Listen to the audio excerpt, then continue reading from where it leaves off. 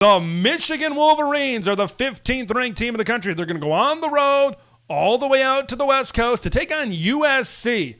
The Trojans are 2.5-point favorites. The over-under, 57.5. I think Vegas is expecting both of these offenses to do pretty well. I think they're expecting some points in this matchup. We'll see if I agree.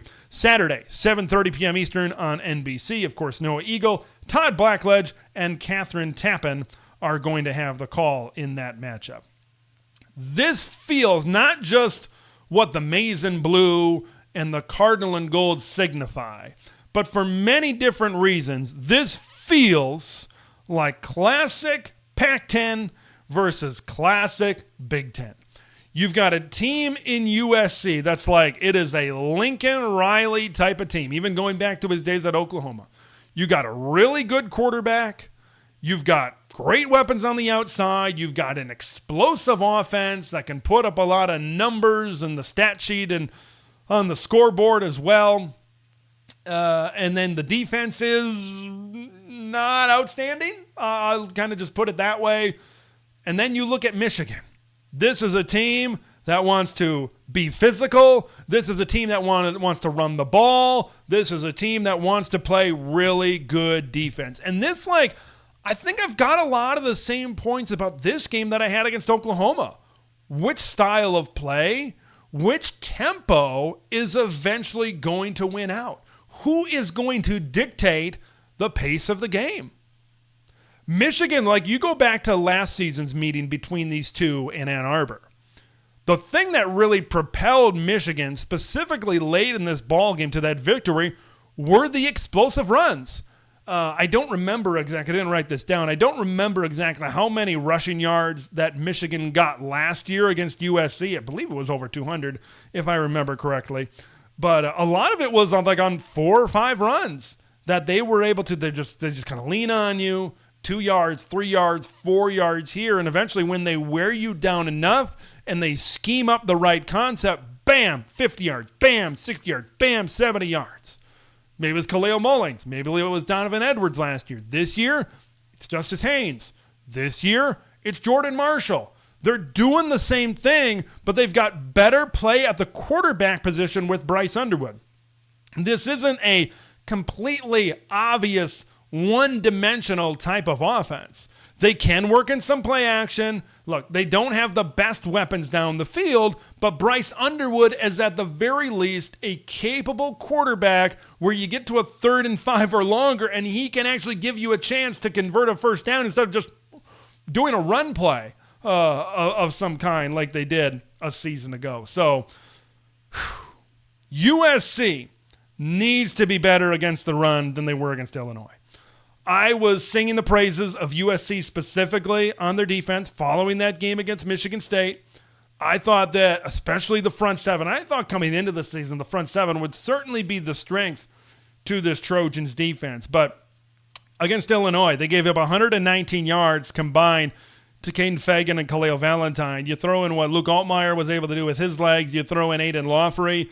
How about 171 yards? 5 yards per carry. If they play like that against Michigan, Michigan will win the football game. If you can't stop the run, this kind of goes back to what I was saying at the beginning of this.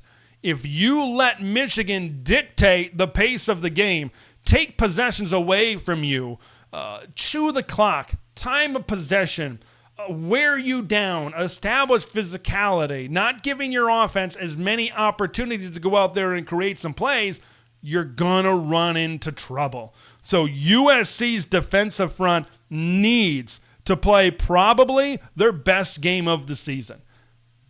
That's just in the end what needs to happen throughout this game. And I look at things from a USC offensive perspective. There's no doubt. I know Michigan played Nebraska. Nebraska can certainly do some things throwing the ball, but this is going to be a challenge for Michigan's secondary as well on the back end. I'll say this in terms of pass protection for Maiyava right now.